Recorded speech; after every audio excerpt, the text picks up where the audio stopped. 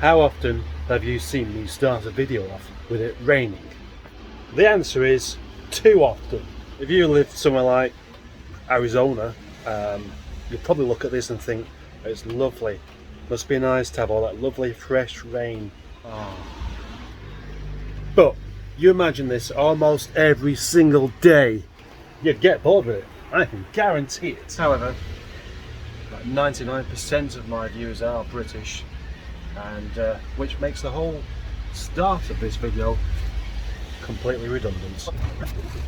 Now then, this is me attempting to do something organised for the day, writing down a bunch of things that I could do with doing it. I've got about 2 hours. Last year I sold a lovely green Rover 45 diesel to a very pleasant young chap. That was before the start of Project Nigel. But the same chap's coming back today because he wants to buy some seats from me for that very car. The seats are just over there amongst my other seats. That's an area that I didn't get around to tidying up the other day. Not that it would have made much difference because it would still all have to go back. But it does mean, I think, taking this car out, moving Nigel out of the way, so I can actually safely get to this stuff without damaging this car. And that means going out in the rain again. But I like the rain. There you see, it only takes 5 minutes to access it. Yeah, just 5, maybe 10, probably 15 minutes worth of just moving stuff around and tidying that up. And the fact that this side of the room is not really usable any longer isn't really the point.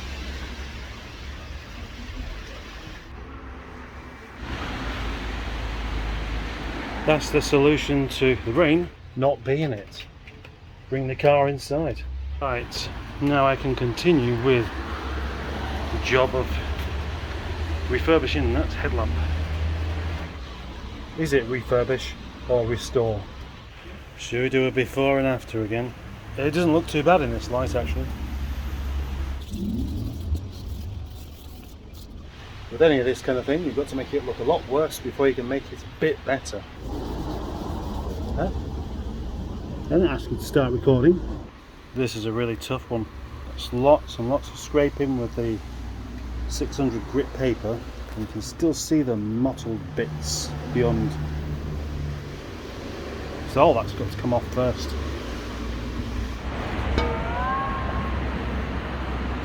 Yes, that's the end of yesterday.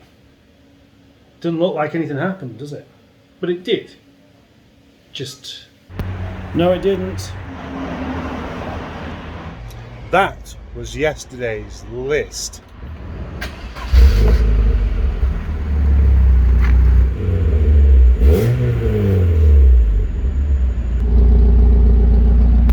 What we have here is a Rover 25 1.4. It looks a bit like a ZR. And apparently it has 140 horsepower. No idea what this sticker's trying to tell me. I just had a drive in that car.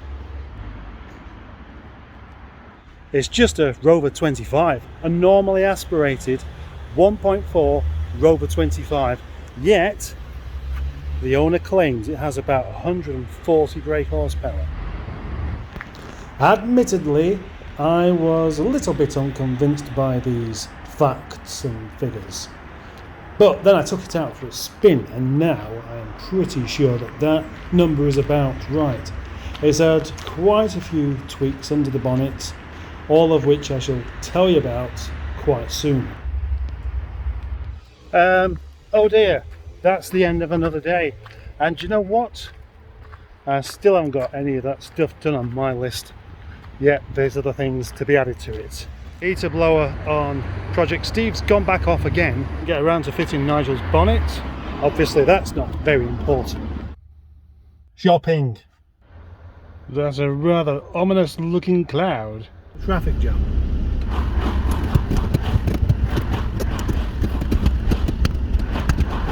That's irritating.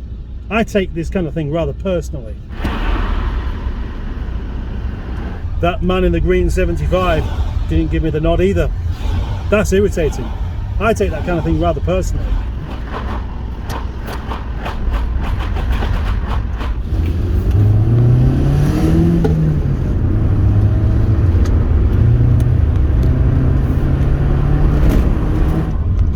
Having driven the diesel around all week, that little burst of energy there felt rather nippy indeed, I can tell you. But not quite a patch on that blue 25 I just had a going. So in case I don't really get the information I wanted to put forward in the walk around video, that was a rather rapid little 25 that looks a bit like a ZR. And the really good thing is that that young chap is going to be bringing that car back to me quite soon once he's done another modification on it for me to have a proper test drive it. And I'm very much looking forward to that. Yeah. Oh, going out for a little drive this afternoon with the family, and if I spot any cows I'll make sure I do a video. I've just had to put about a litre of coolant in this, and it's looking a bit gunky in there.